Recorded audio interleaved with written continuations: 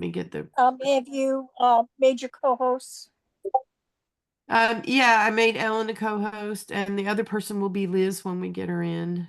Well, Liz is not a pro user, so you can't make her. I thought I could. Okay. You can only use pro users for co-host. And co-host is a pro user, doesn't mean that we do anything. We're just there as backup for recording purposes. Okay, I got in. I don't know what was going on.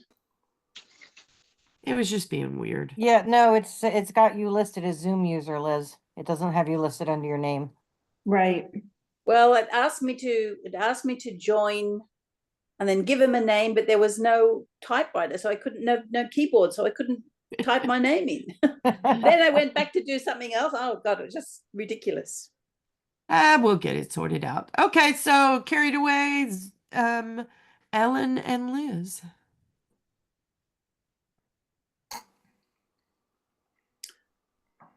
Hi there. Hey, everybody. Can you see us well? Can you see us? I don't know. I can't tell.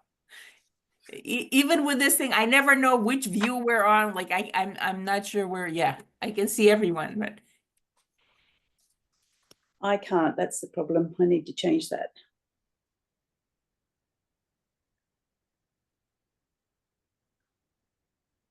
so do we want to introduce folks here? Ellen? Yeah.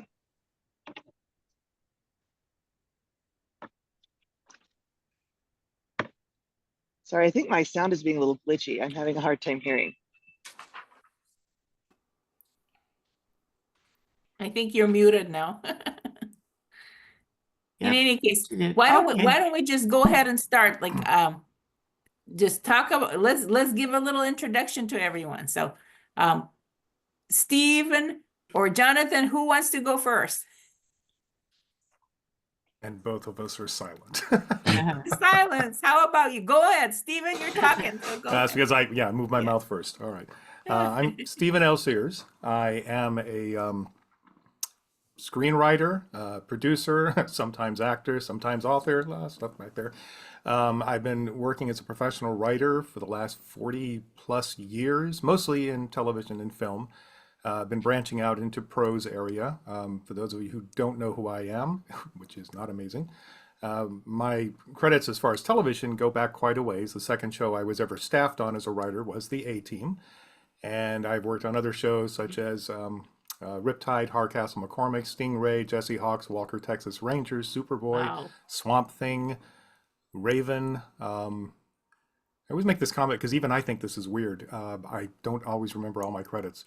I was a co-exec producer and one of the head writers for Xena Warrior Princess. I co-created the last version of Sheena, Queen of the Jungle. I have several projects that are in development right now, and I've had development deals with every studio since the early 1990s. And then I started branching off into the wonderful world of prose, and I'm having a wonderful time with that. And then being honored to be invited to such panels with such other prose authors, which is actually pretty awesome for me because you're going to see me oftentimes just sitting here listening because I got a lot to learn. But that's who I am. But oh my goodness, every time you say when you talk about you did Xena and the others, I'm just like, whoa. Yeah. It's so cool. That is just so cool. One of these days I'll get a job at a restaurant. That's really what I'm hoping for. Oh. No, you don't want to do that. Jonathan, go for it. Okay, my name is Jonathan Brazee. I'm a retired Marine colonel. Now I'm a full-time writer living in Colorado Springs with my wife Kiwi and twin 6-year-old daughters. I had hair before they were born. Now I don't. Anyway, I'm a hybrid writer. I started traditional, went self-published, and now I'm traditional again, although I just put out my first self-published novel, which is a YA dedicated to my girls. That's my first self-published book in 5 years. That just came out yesterday. I write mostly military sci-fi, although I've got paranormal, of course, the YA. I'm currently writing my very first fantasy before I go back to my publisher. I'm a I'm a USA Today bestseller. I've been a two-time Dragon Award finalist and a two-time Nebula Award finalist. Wow. And that's about it. Cool. That's fantastic. What I think is cool is that we have such a wide range here. We have screenwriting, we have general, fiction. We have people who are doing, self-publishing, traditional publishing, hybrid, everything. So I think we got a good lineup here to talk about stuff. Fantastic. There's a lot of stuff to talk about. Now, did we have questions? I think Ellen. Well, one of the first questions is what's trending in the publishing industry this year. Right. Anything new that we're not aware of that's happening in publishing this year? Well, within Not this year, but in the last speculative year, say. fiction, the two big ones right now are romantasy, which is romance within a fantasy background. Yeah, we had a And question about that later on. Lit RPG is still pretty big. So I think those are the two areas within speculative fiction that seem to be hot right now. Right. That's good to know, because actually lit RPG, for those who don't know, that's like game writing and anything to do with gaming and role playing. And that's kind of, it ties in a lot to the gaming world. So that works with the fiction, because there's a big interlab between these things. So yeah, I was going to say, Stephen, is there anything that you can think of, like anything new when you're doing screenwriting, any trends or anything new that's in the Hollywood side of things? Well, I think this is kind of an overview to art in general, but it's specifically to the creators of source material writing. So a lot of the work I've done in television has been adapting IPs from previous material. Right. Now, what I look at, and this is fortunately worked for me, and it's one reason why I've not been locked into one particular genre. That is some of the things that happens in television is you're good at one thing, that's it. You do sci-fi, that's they will always only want you for sci-fi. And yet I've worked in every genre, from drama, comedy, adventure, sci-fi, fantasy. I tend to look at what the public is digesting and what the public and our social threads reflect as more like a river. And if you look at a river, the smallest changes in its coastline will affect everything along that river. So I thought it was interesting you brought up the RPG. I've been noticing a lot more, not just of a direct writing style toward RPG writing, but that the point of view of the actual writing itself seems to be shifting very, very, very slightly toward that RPG outlook, because our next generations are becoming more accustomed to that. That's becoming the norm. Now, that also happened in television. You take a look at 1980s television, 1990s, 2000s, and today there's been a huge shift that has followed two things: technology and the short attention span theater, unfortunately, which I referred to it. Yeah. I've also noticed that, and I think this is going to be much heavier in the future, something that we have accepted for the last 10 or 15 years has been fan fiction that has launched careers. I'm seeing a lot more of that happen these days. And I think part of it is direct access to the public, self-publishing obviously being the example of that, but also self-promotion, self-marketing. And a lot of and I'm going to speak for the studios, but this also applies to major publishers, I believe, that one of the things that started happening with the studios is that I used to be able to go in and sell a TV series literally with one page of paper. I just write it out, pitch it to them. They'd say, we want to do that. And you're into development. I literally sold a series standing in line at a grocery store talking to a guy. Wow. Now, that was way back then. Now, then later on, they said, we want a complete treatment. Now we want a complete script and a treatment. Now we want a complete pitch packet with attachments. Now we want to have a main actor. We want to have, and they started upping that game so much that basically the original creator was being required to do everything that they used to do. I think that happened to publishers as well. that they started offloading a lot of this onto the actual creators and saying, we can save some money here, we can cut some corners here, we'll make it a little more difficult here, but at the same time, we'll raise the bar. And what's happening is that subcurrent in that particular river I was talking about is becoming the major current, that people are learning how to do it. Mm-hmm. That's a great way of looking at it, because you're right. I was thinking of things like the Squid Game phenomenon and all these other like big games that they're like RPG, but not quite. And they're taking over video, they're taking over TV, film, and of course fiction. So it's like we got gaming, and of course my own work it has the games. It's like the games of the Atlantis Grail. So I think we're basically kind of, you know, going into this whole new river trend, as you're saying, and we're floating along a river. And as Jonathan, you were talking about the variety of genres that you work in, I perked up to military sci-fi because I'm a military brat and I love speculative fiction dealing with the military. And of course, then I'm thinking, well, wait a minute, now you've got to do a sci-fi, military, paranormal, young adult, put that all together. But it's interesting that I think, and somebody tell me this, because this, like I said, I'm new to this particular realm. You mentioned so many different genres, but when you started your writing career, did you feel like you were going to be locked in? Or did you just say, I'm going to let my mind go and play and see who follows? I'm truly curious about that. I never intended to be a full-time writer.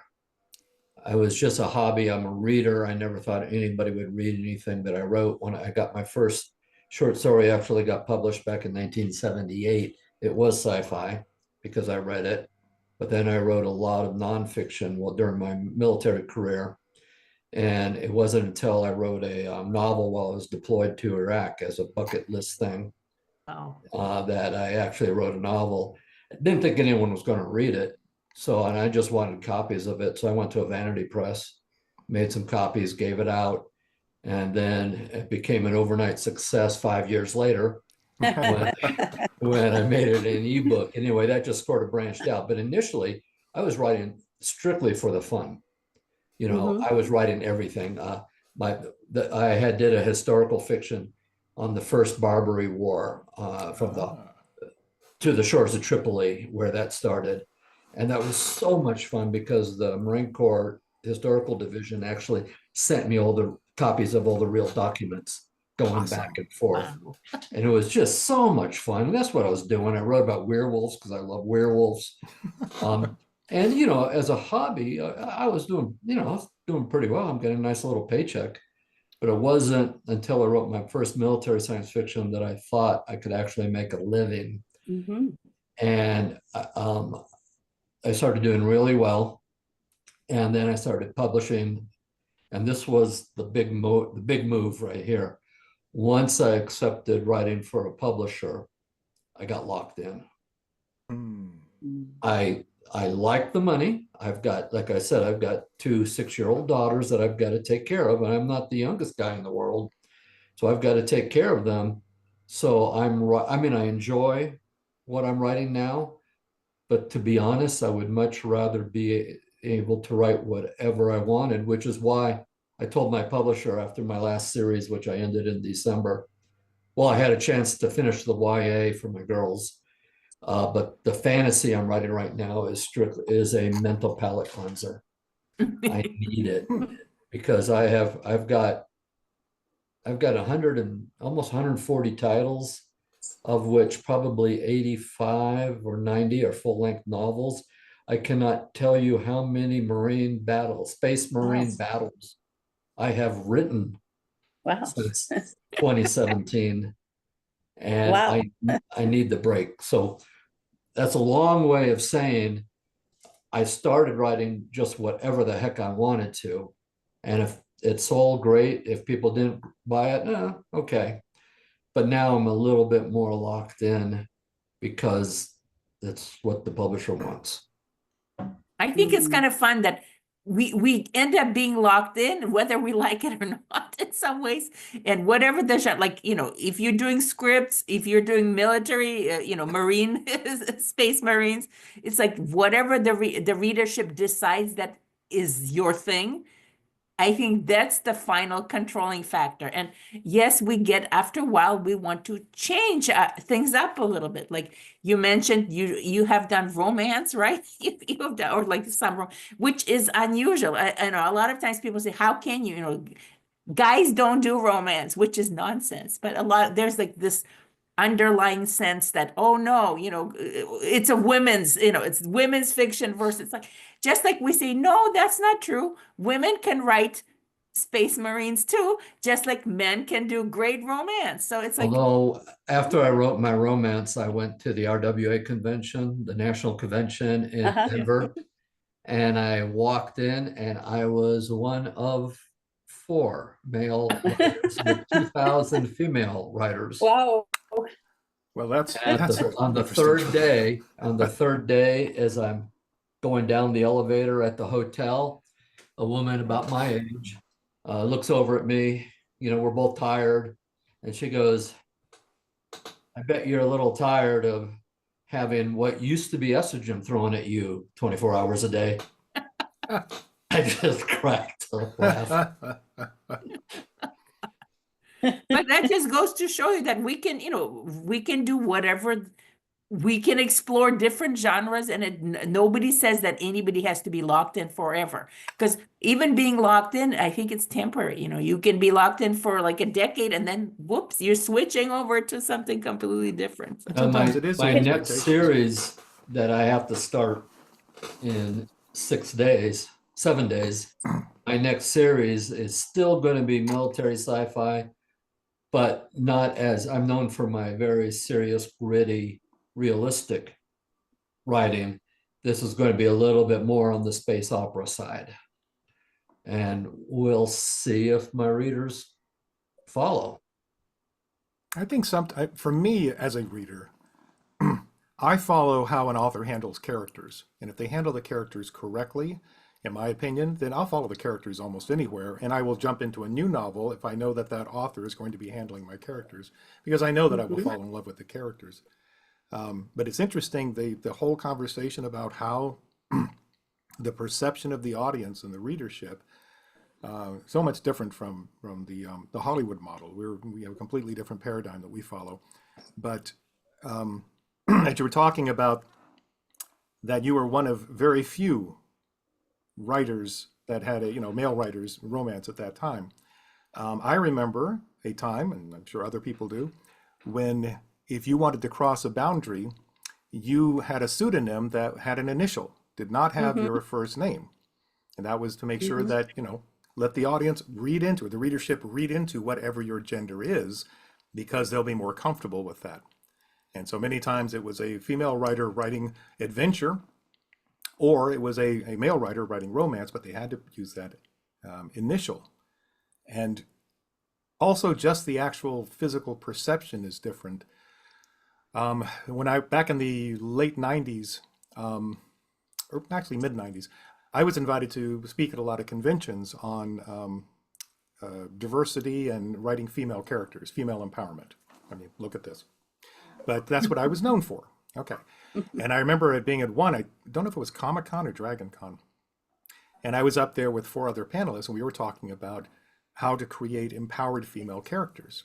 And I said, before we get started, I want to point one thing out. There are no women up here. Not because they aren't there, but because they weren't invited. Wow.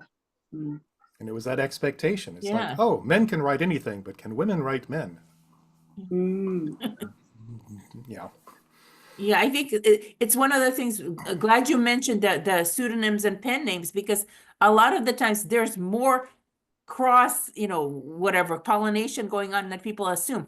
People don't know the initial could be a man or a woman or some other, so there's a lot of it going on behind the scenes, and the industry is just wider than people assume. But And we romance has a much higher male readership than a yeah. lot of people think. A lot of people assume that it's almost all female. The percentage of men who read romance is really higher than what most people would assume. Yeah, I'm so glad you mentioned They're it. clever men. Clever men would read romance. Right. And Because the thing about then they know what women want. Wait a minute. I was gonna say, I used to have a yeah. magazine that had a whole section on that. Maybe I'm wrong. Yeah, I reckon. I've always thought that men should be reading this. I know exactly what we want. Yeah, exactly. And I think that happens with the rise of book talk, which is something we may want to bring up. TikTok has taken over the publishing industry, and basically it has directed it into a certain way, which means that a lot of more romance is coming out there, and a lot, you know, romance is already big as it is, but now it's taken over other genres. So you have a lot of romance creeping into science fiction and military. You know, you're getting a lot of it, and I think in some ways it's a good thing because life has everything. Why not have fiction? You know, why not have great science fiction, great space adventures with great characters having great relationships? So, Mhm. you know, it's like there's no need to downplay the fact that all genres are coming together. So in some ways we can say thanks book talk for this, but in other ways we can say book talk has ruined us. And Yeah. yeah, I think that's Yeah. something we want to talk about. We have another question about AI. It's kind of a two-part question. What do you think about AI taking over the role of authors, which is something completely different? But I'm interested in AI has always been part of science fiction. What we imagine AI to be, robots and just general. I mean, it's been in thousands of movies and books and things for 50 years. I grew up with it. How do you see what the developments now in AI, which is taking off mind-blowingly? Do you see it going past what the sci-fi has taught us over the last 50 years? Is it going to be less, more? How do you see that? I think AI is going to be far more ingrained in ways that we don't know, we don't realize. And I think that's where science fiction kind of missed the boat. If you look at the development of pharmaceuticals, for example, I don't know, I haven't read too much in the past of how AI was basically going to take over that, how it can go over thousands and thousands of permutations of molecular structure to get a desired result. AI has been more of the robot, the vast controller of the planet and things like that. So I think science fiction probably missed the boat when we're talking about how we look at AI. But as far as a literary tool, AI, I think people are beginning to realize that AI is just going to be churning out tons and tons of content. So as a writer, you either have to have a fan base who's going to follow you, or you really have to know how to win the game of visibility. I'm not going to get any interest. I'm not going to get any pleasure in setting up AI to write books for me. Yeah. So if I get overwhelmed by the tsunami of AI written books, I'll go back to writing whatever the heck I want. And if people read it, great. If not, that's okay. Do you think people will prefer AI books to I don't think people are going to care. Human authors? I don't think people are going to care. It might make a difference if you go to a con and you give a panel or you give a talk and people want to say, well, I met this person. I want to have a relationship with this person. I think they will buy the books. But the vast majority of the books that are going to be sold, the readers really won't care. The majority of them, they want a good story. And if AI gets to the point where they're writing a good story that engages the reader and makes them happy to read it, that's what they're going to do. Who will publish it though? Who's going to say, okay, we're going to promote this story written by AI? If you can make money with it, there are going to be plenty of publishers. I know, I'm not going to say the name. I know one major publisher right now that's invested investing heavily in AI. And I foresee they're already putting out books that are AI. Yeah. I read one, I don't think it matches yet, but it's pretty darn close. And they are pouring millions of dollars into creating a vast AI written library Will they be cheaper? offering. And You you think got to they'll be remember cheaper? too, is if they could put out several books a day, none of them have to hit very hard. If you're doing AI covers, if you're doing AI writing, if you're doing all this stuff AI, and they're pumping out Yeah, a it's dozen cheap. books, It's absolutely cheap for them to it's produce. cheap. Yeah. You Yeah. don't need that many writers. You don't need, excuse me, that many readers to be successful in the overall arc of publishing. Now, I hope that people will still be able to break through, but I'm glad that I started writing, well, novels in 2006. I'm glad I started then than if I was starting right now. Yeah. Because it's like the field has become diluted because you don't know, like, just like you said, they're churning out every day. This is something a lot of people don't know is that if you go on Amazon, you may have any book there may not be written by a person. It could be an AI, and you cannot quite tell yet. Sometimes you can't because it's inane. There's some books are really like garbage. Just basically you can't even understand what it is. It's just absolute garbage. But the fact that somebody may buy it, even if one or two people try it without knowing that they're going to get garbage, they still made 2 book sales. So, and they can keep churning them out and changing around the covers, and it's almost a scam. I mean, in some ways, it is a scam thing happening, but you know, The, One of the our YA that I yeah, just put out on Thursday, I wanted it to say February 20th because it's my birthday. And I put it out in the afternoon, but they gave me February 19th. Kind of bummed me out. But you anyway, know, was it Amazon who does it? It gives Amazon, you they gave me every the time. 19th. Yeah, every time it gives me the earlier date. I don't know Okay, what I the would have heck. waited till Friday Yeah, to do it. But exactly. anyway, this is the first time that I have published a book in a while. I guess I put out a couple short stories that reverted to me. Normally the publisher does all that, but Right, here I had to say, was this AI generated or not?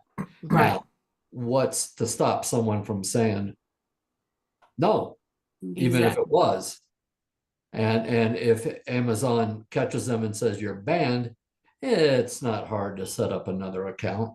Exactly. It is just, it's like a unending flood of, they're But churning over and they, if a book is completely written by AI and published by an AI publisher, say, will the reader know, the buyer of the book know that this is a complete machine generated fiction?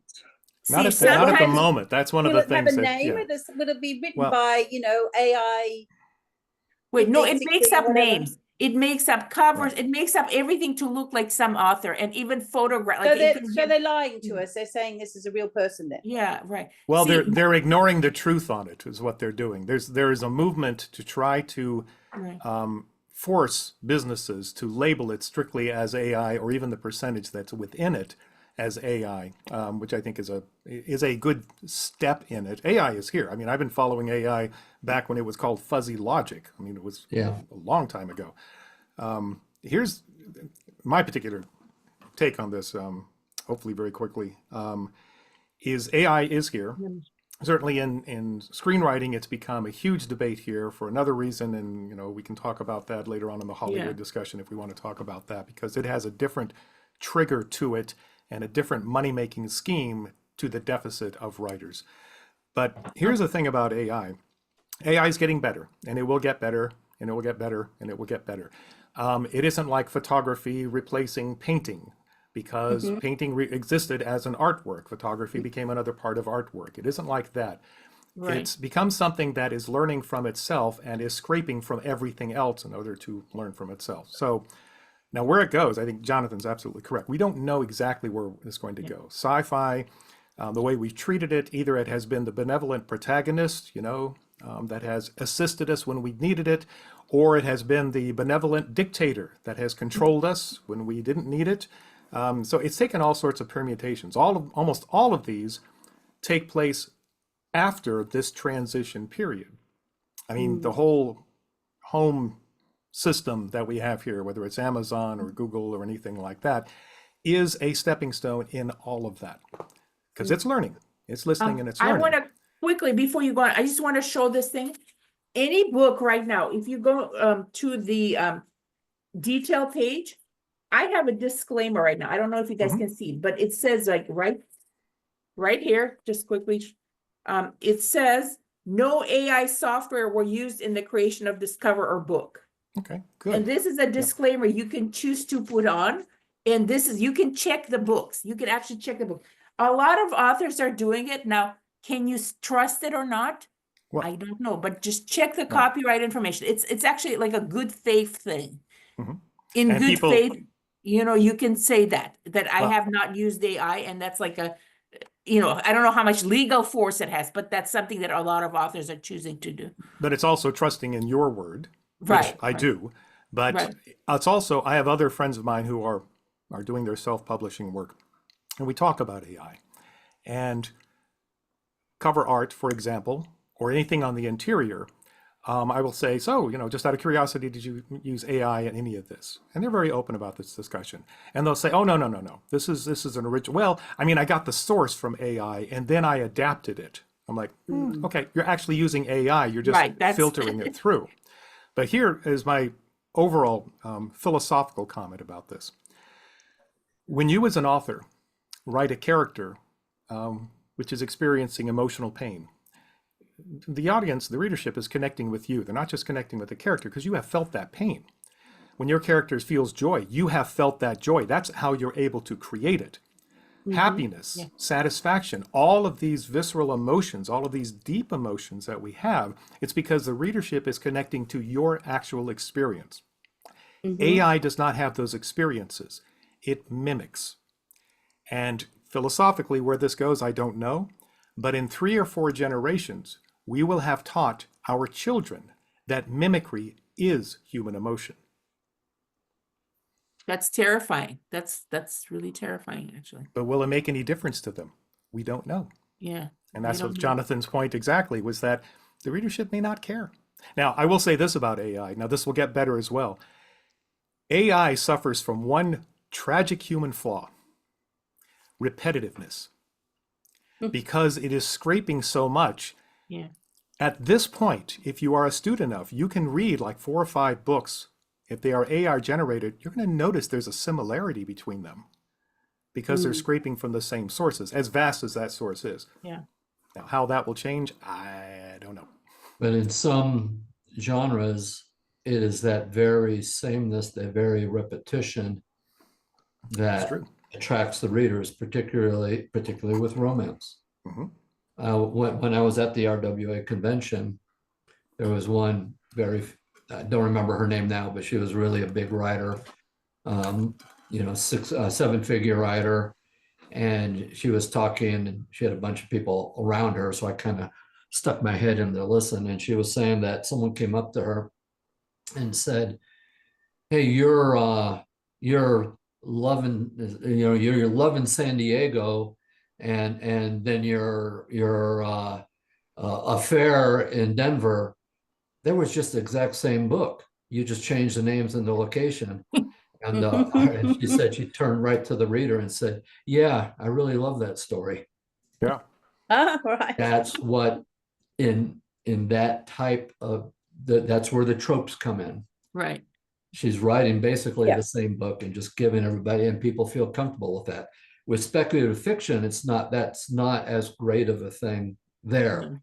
I'm not sure about some of the other genres, but in speculative fiction, people want to see the new thing that you've come up with. As much as people want to criticize Hallmark, they figured it out. Yeah, that's a good example. Hallmark, every Hallmark Hall of Fame, every Christmas Hallmark is the same Exactly thing. the same. Yeah.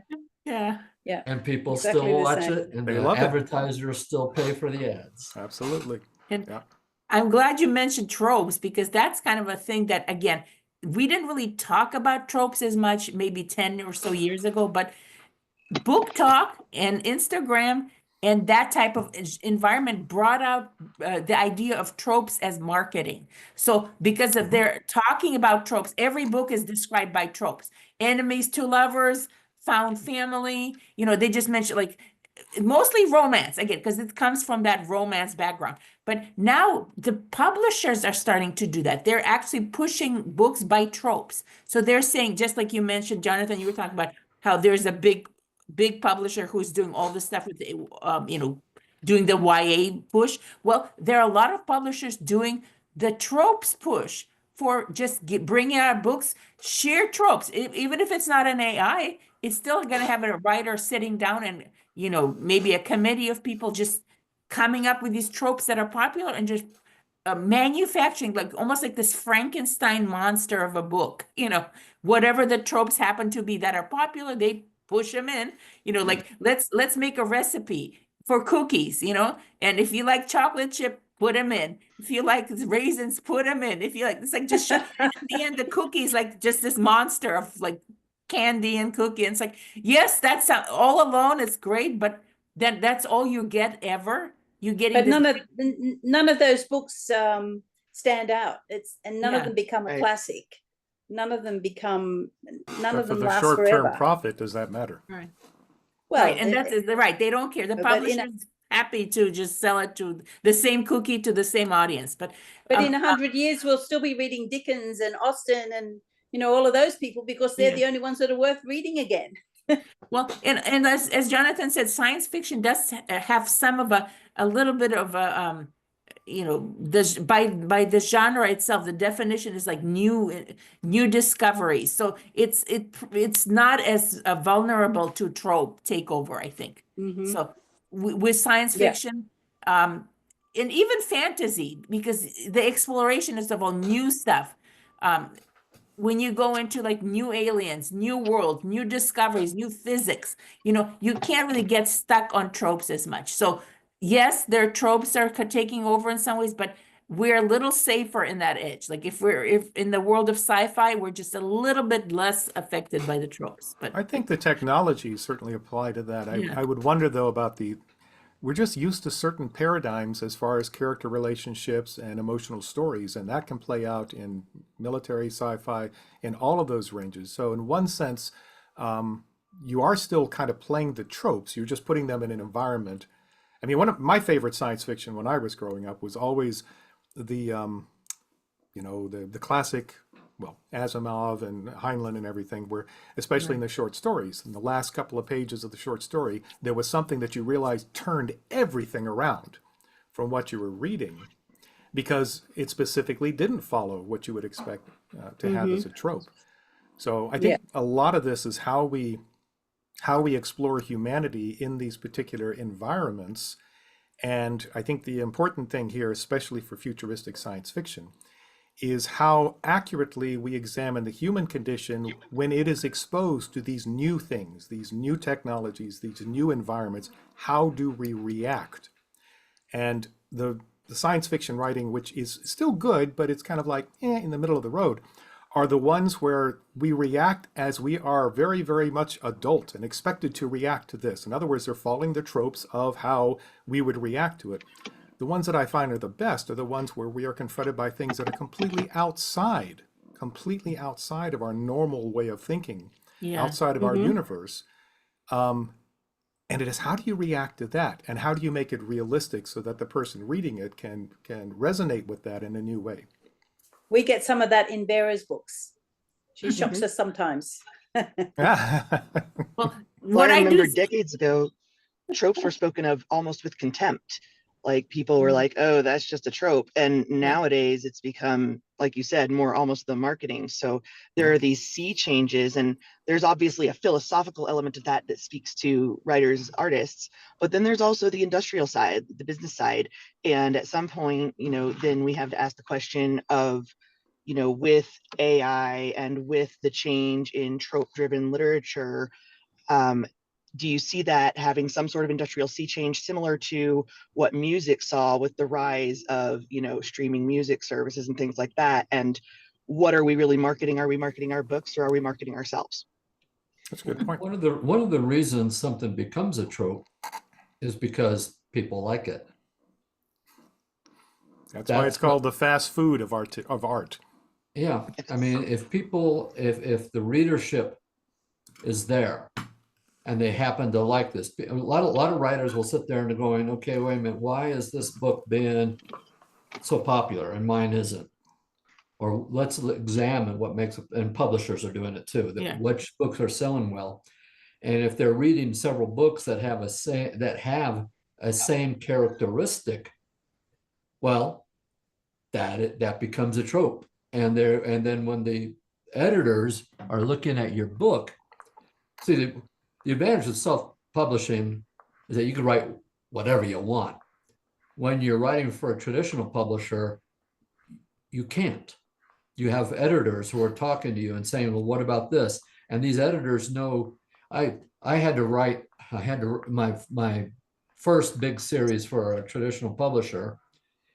They said, okay, that's really great, but we want a sassy AI.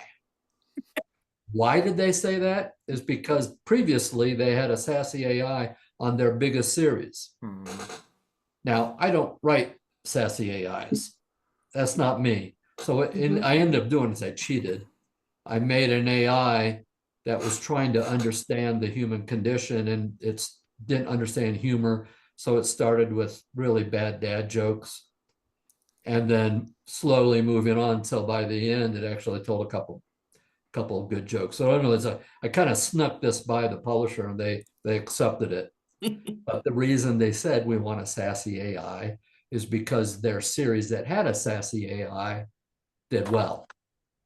I'm thinking of, is it the Martha Wells? They had like something about a murder bot. Murderbot, Yeah. which actually just got announced that the television series is out. Well, is in the can or something. Yeah.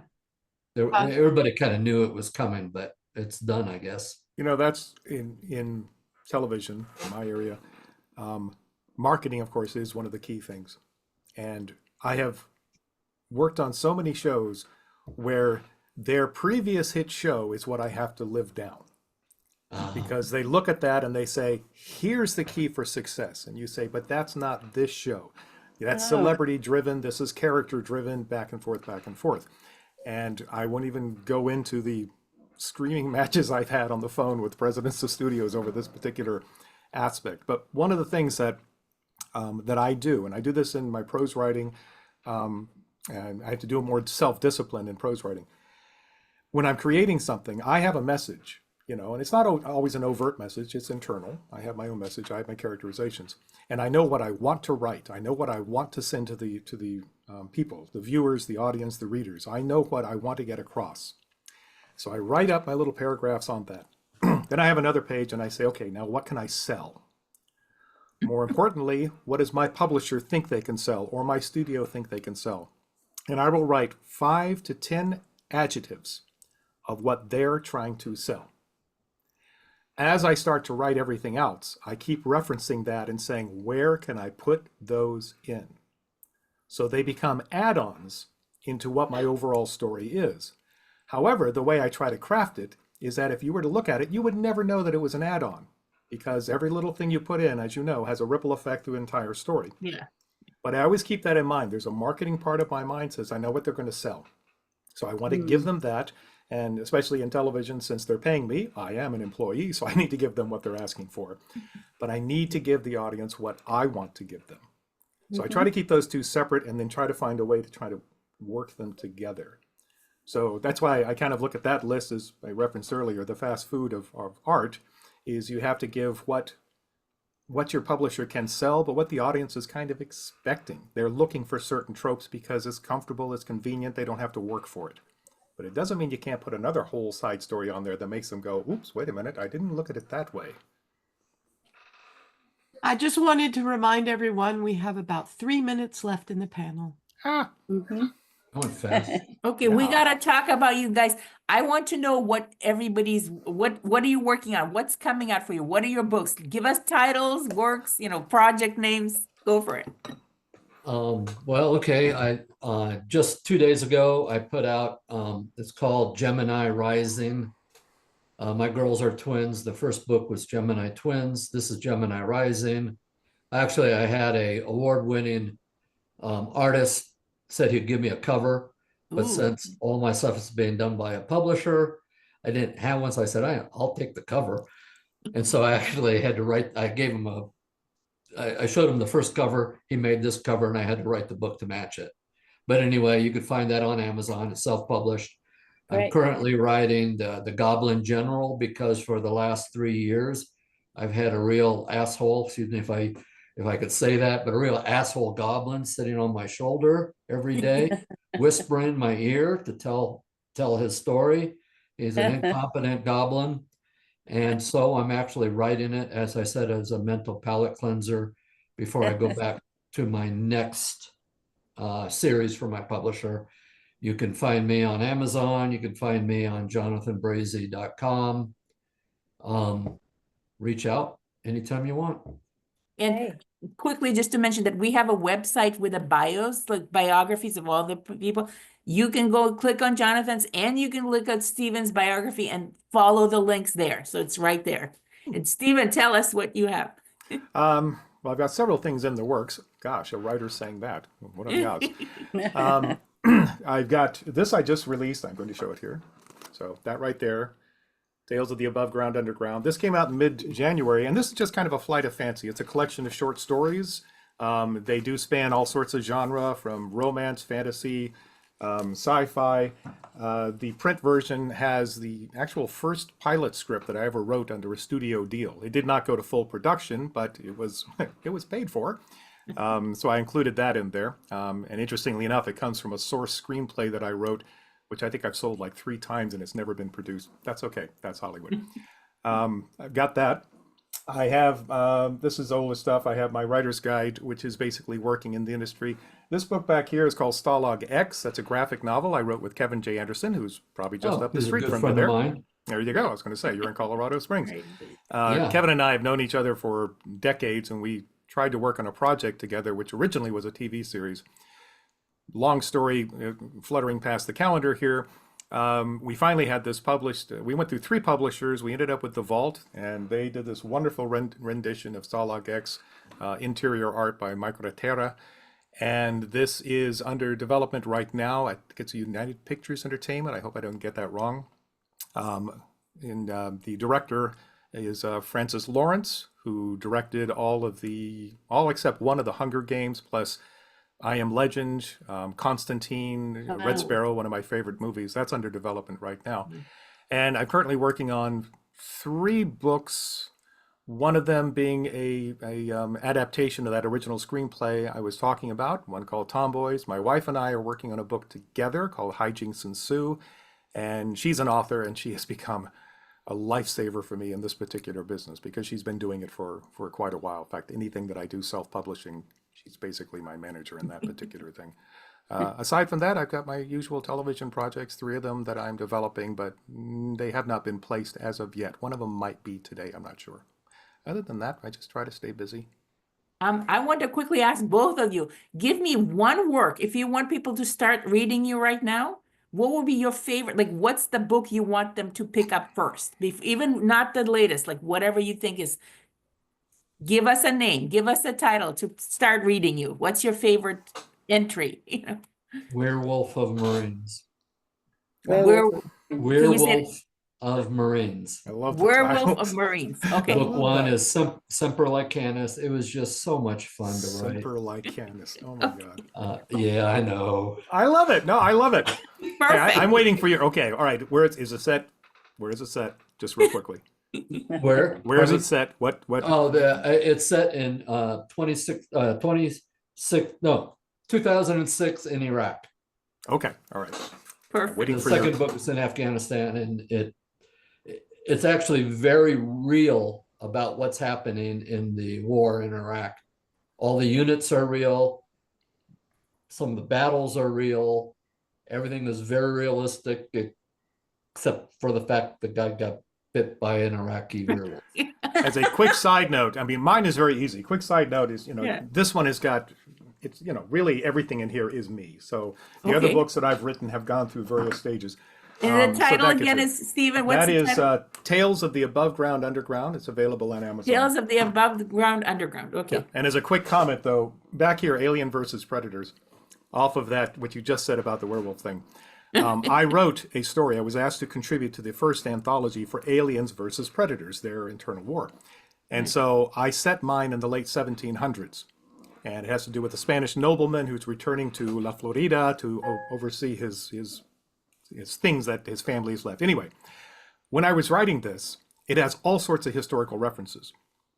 And the readers at Disney specifically kept coming back to me and asking me questions and questions. And I was sending them links and links and links. And at one point, I sent them a note and I said, I find it very interesting that absolutely everything in my story is 100% historically accurate, except your aliens and predators. And it was true. Everything in it is 100% historically accurate, except for those two creatures. So when you're talking about the werewolf there, it's a story about Iraq, except this one got bit by a werewolf, which I think is a great source for a story. I think werewolf I think Cephalocanus is free. Oh, it's free. There you go. Perfect. But hopefully, if you read it, you'll read the second one. Cool. Perfect. Wonderful. I've got a long flight coming up, so I might add them to my my library on my iPad and have a peruse. Wonderful. It's been great having you all here.